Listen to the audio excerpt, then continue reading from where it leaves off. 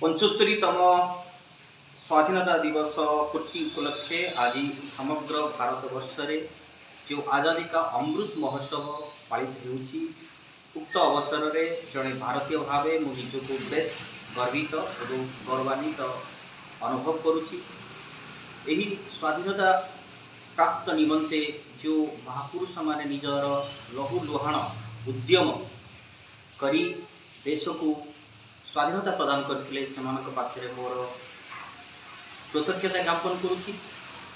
अवसर में जो नारा वर्तमान समग्र भारत वर्ष रे चली हर घर तिरंगा निहाती भावे समस्त भारतीय मानकर मनरे जातीयतावादर भावावेग को निहाती भावे उद्रेक करिछि, सुदृढ़ करिछि तथा जातीयतावादर चिंताधारा रे एक वैप्लविक परिवर्तन आनि परिछि।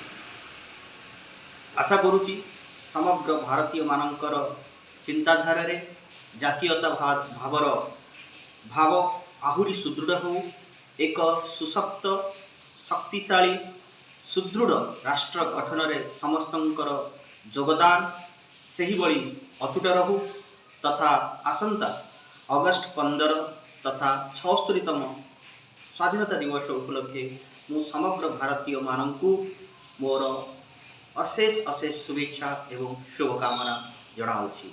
जय हिंद, जय भारत महान, वंदे उत्कल जननी।